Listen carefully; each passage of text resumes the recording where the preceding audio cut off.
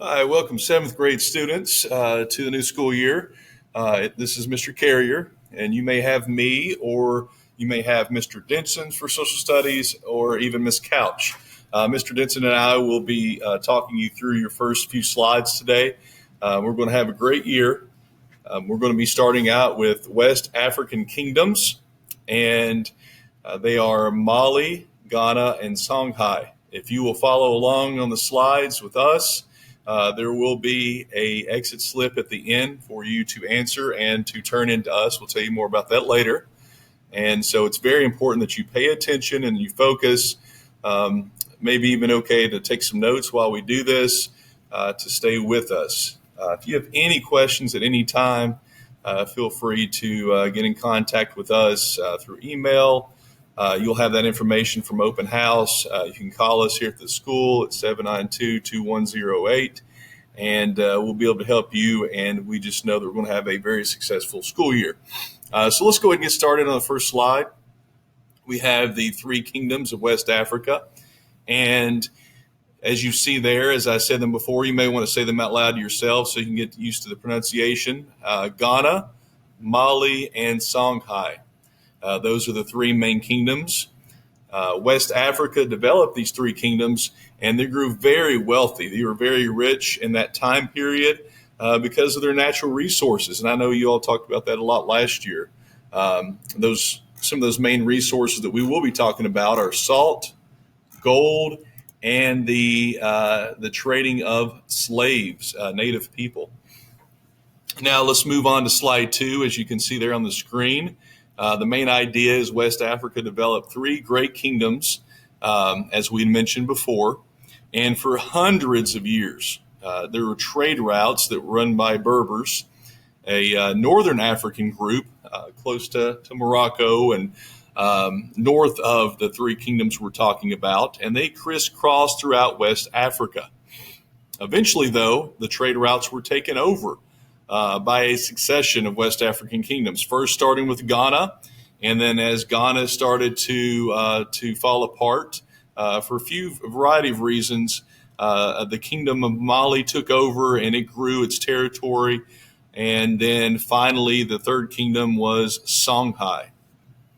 Let's go ahead and move on to slide 3, which shows you a map of Africa. That's a Google Earth map of Africa, and you can see there in the north, it's tan because of the Saharan desert. Very arid, very dry, lacking a lot of resources to live. Hey guys, this is Mr. Denson. I want to chime in real quick. So what Mr. Carey and myself will be doing is kind of both adding our spin on and giving our take on the slides here so that you guys can get to know both of us and get familiar with our voices. And so, like Mr. Carey was saying, he does have a very good picture of Africa as a continent. And it's important that you see the full continent because the next slide will show, or two slides down will show, just a specific area south of the Sahara that we are focusing on for the first unit for the first several lessons. But you get a really good visual of the entire continent. You see the geographical features. Like Mr. Carey was saying, you see the arid, the dry, the desertous area. You have the green, and then we're also going to be showing you the rivers that these civilizations sprang up along. So I just wanted to introduce myself and also to show the importance of seeing the whole African continent. Mr. Carey? Okay, let's move on to our next slide, which is slide number 4. As Mr. Denson was just saying, he showed you the entire continent of Africa, but we are really going to hone in on northwestern Africa, near the Saharan desert, near that tan area. And you can see the kingdoms there. The first kingdom is called Ghana, the second kingdom, Mali and Songhai. And basically the only difference between them on this map is that Ghana is a smaller area. After that, Mali grows, and then Songhai. Yeah, like Mr. Carey was saying, so Ghana being the first of these major civilizations to spring up in Western Africa, much smaller. And then as they fade out over the years, which we'll get to in a little bit, you'll see the rise of Mali as a society and as a large group of people. And then as they fade out, Songhai will take over. And you see the geography there, the region, even though they're pretty close in proximity, you can see the size differences there. And you can see the vast difference in and the expansion there at that time. Let's move on to slide number 5 at this time.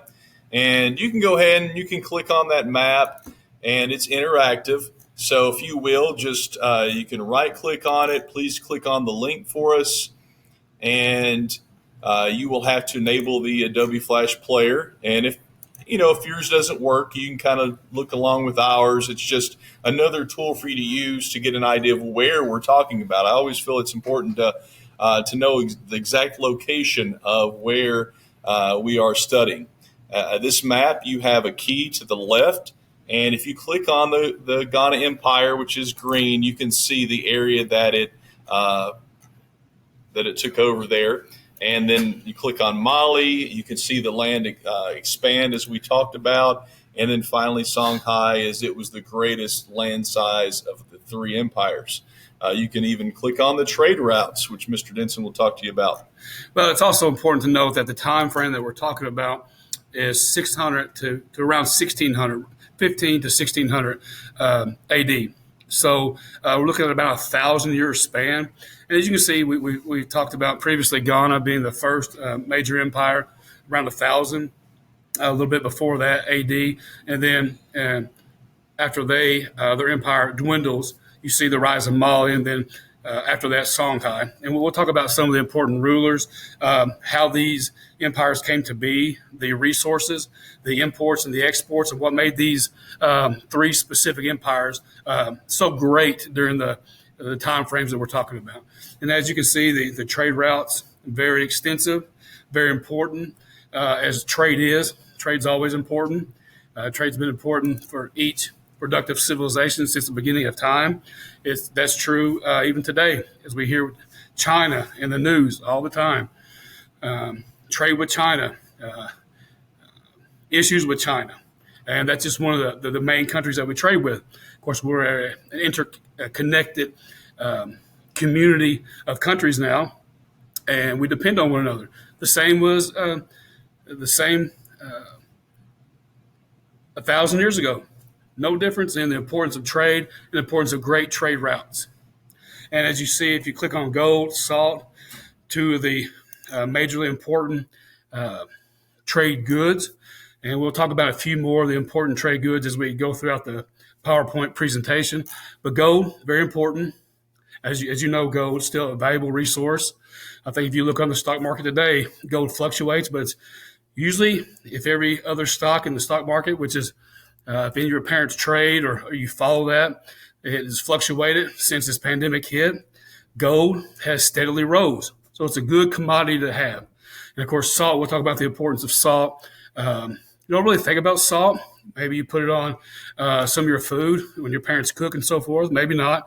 But we don't really think it's an afterthought. But in those environments, those empires, those communities, salt was very important. And still, even to this day, in those communities, salt is very important.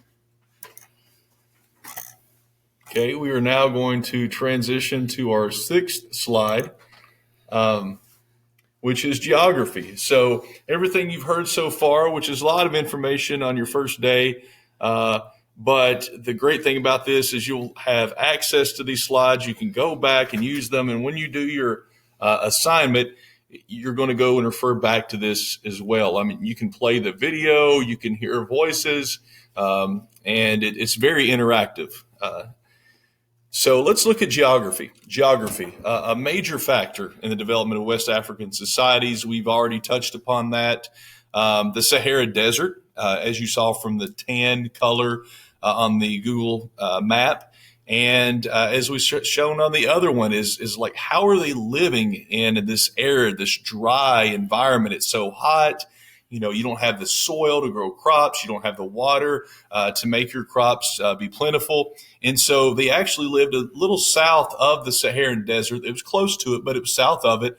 And they were near rivers. If we think about it, the rivers provide the lifeblood of many places around the world because, people have to have fresh water for their cattle, for their livestock, for their crops, for drinking water. And as we think about it, and you all referred back to it, one of the major factors that this area was able to thrive is the freshwater rivers. Two of those being the Niger River and the Senegal River. And they also served as trade routes. That was one way that people were able to get from place to place. They didn't have roads like we have today. They didn't have railroads or planes to get their goods from one place to another. They were traveling by boat, taking them down the river, and also caravans as well, which is kind of cool to think about. I don't know if you've ever had a chance to ride on a camel, but that's how they were packing their goods up across the desert, is packing them on camels. So we're going to move on to our picture here, and you can see the lady here working out in the crops. We know even where we live right here in Garrett County, you can't drive down the road very far without seeing soybeans or corn growing and other crops. You might have a garden behind your house where you grow some of your own food. If you think about going to the grocery store and the produce section and fruits and vegetables, this was how people survived. They didn't go to their local Walmart and their Kroger. They had to have crops, and that's how they lived. And the river being beside it, that allowed these crops to thrive. Speaking of the river, here is a image of the Niger River, a major river here. What's fascinating about it is while there is some green land beside it, which was used for farming and it was fertile, it's also arid as well. There's many dry areas. And so while they live so close to the desert, they were able to grow their society and populate because of the water that enabled them to do that. I know you all can remember back last year in sixth grade and with Miss Atala, Mr. Simpson, and you all talked about rivers with a lot of major civilizations like Egypt, and that will come back to you. And you can also think about that here with West Africa.